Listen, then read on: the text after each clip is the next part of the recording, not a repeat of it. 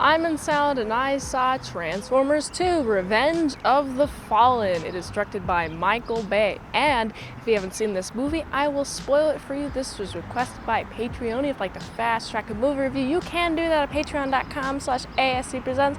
On with the review. The movie starts with basically what seems to be the start of the first one, kind of. So we're seeing Sam, and we're also seeing Megan Fox, Michaela. Michaela, noticeably, is a bigger part in this movie than the last one.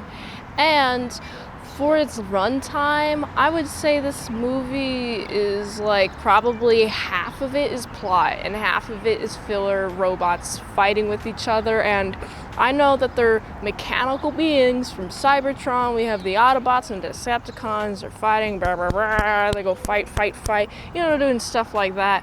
Right, okay, so this is pretty much more of the same of that.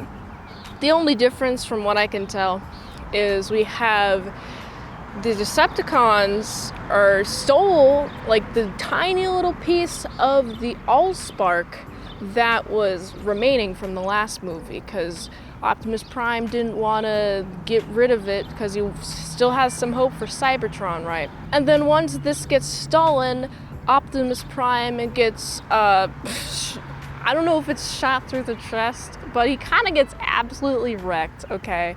So the movie is pretty much just that. That is definitely a big overstatement, but I just totally felt like this movie was an excuse to make another Transformers movies, and it always is, but it didn't feel good. Like, the first one really felt good, but this one really felt like the first one, but done worse, okay? So there's some plot details that I've said, but then we have Megatron is back, even though he was already killed. And what's interesting about this one is that Megatron is back because I feel like the movie couldn't find a bigger badder evil, so they just revived him again, and I didn't like that. And so a lot of the plot goes like this. Well, a lot of the movie actually goes like this. We're seeing Sam and Michaela hanging out. Then we see the Bumblebees, like, you know, bumblebeing around.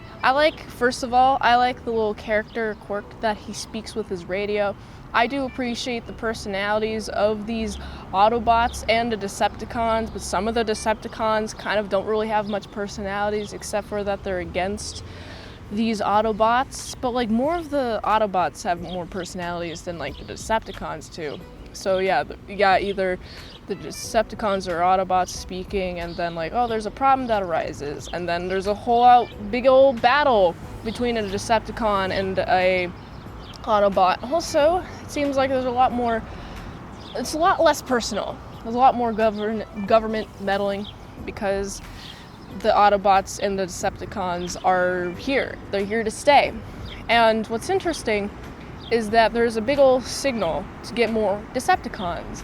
And now there's a big old signal to get more Autobots, because from the last movie, at the end of the last movie, we have Optimus Prime is like, we need more people, we need more Autobots.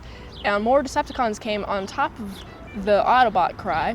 And so this movie is just a little bit bigger version of the first one, but plot difference-wise, they definitely made it so it was weirdly tense, like, oh, we're gonna have Optimus Prime be alive because only a Prime can defeat Megatron, and Megatron's alive, but Optimus Prime isn't, so we gotta find a way to get him alive.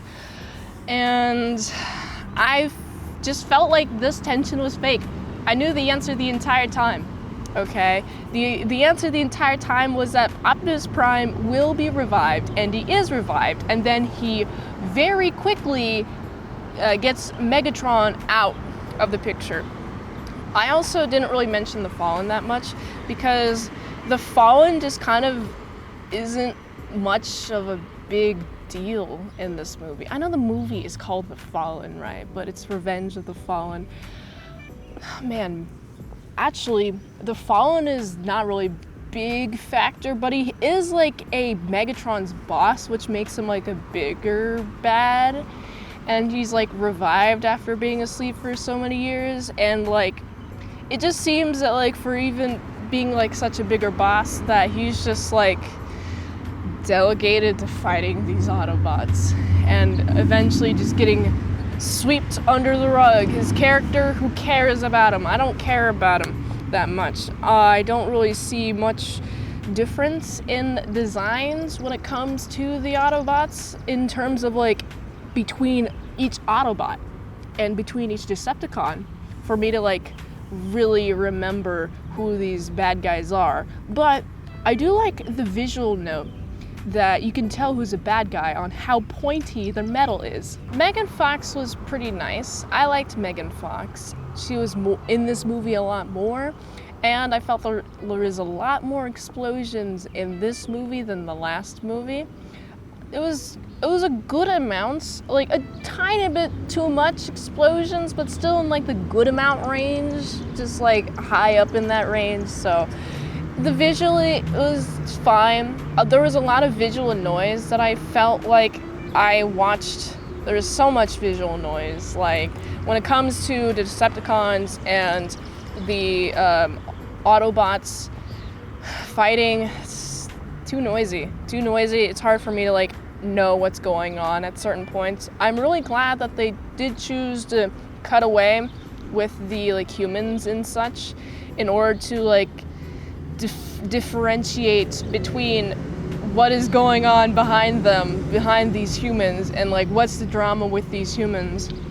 And I feel like there's a lot more lore built into this movie as well, which is cool. Makes me really question, like, wait, how can machines, how can metal beings get power from the sun? Is it like, do they have the like solar panels?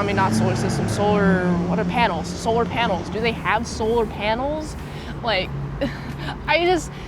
more lore is introduced and I have more questions. Like, how? Like, I want to know everything about your society if you're going to introduce some aspect of your society. Tell me everything. Tell me all the engineering that has to do, and all the like, what was the world like? What was the environment?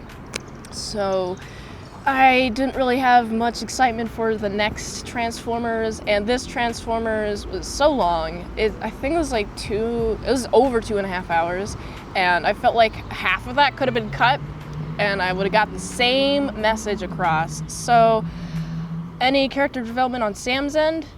Not really. I also like the soundtrack. There's a lot of Linkin Park, and then I realized, oh, that's probably where my Linkin Park like come from indirectly, because I remember listening to a lot of Linkin Park when I started like middle school, like elementary, middle school, around that time. And what's interesting is that I didn't watch like the first Transformers until like I had already been listening to Linkin Park, but like the family that I was with at the time, they definitely watched Transformers and got Linkin Park from there. So it was just interesting seeing Linkin Park songs and like being able to sing along to the soundtrack. That like never happens in a movie for me. So I was really happy when that happened, especially when it comes to director Michael Bay at the very end, and it's like, give me reason to give me wrong, to prove me wrong, to wipe this freaking clean. I don't remember any of the lyrics, but I remember the music, you know, stuff like that. So it's always fun. Other than the music being fun, this is not super fun to watch. If I wanted a good robots fighting each other story, I would either watch the first Transformers or maybe Real Steel. So yeah, not fun, but I hope there's more in series in store. I hope there's more in store for the series in the future movies. So I gotta give this film 5.5 out of 10. If you like this review, watch another one. YouTube really likes that. You can also like, comment, subscribe, share this video with everyone you know. The ultimate goal of this channel is for me to become an expert movie reviewer. So if I haven't reviewed on my channel, there's a chance I haven't even seen it at all. If you'd like to request a movie in the comments below, you can do that, or you can fast track a movie review at patreon.com/ASEPresents. $20 a month for one movie review per 1 month, $3 a month, how to draw Pokemon tutorials, all at patreon.com/ASEPresents. And if you'd like to help support the daily grindiness of all these daily movie reviews, you can go to this link tree to find the way that you can help support the daily grindiness of all these daily movie reviews. So you can go here. And until next time, I'm in Salad. I'll see you later. My salad croutons, bacon bits.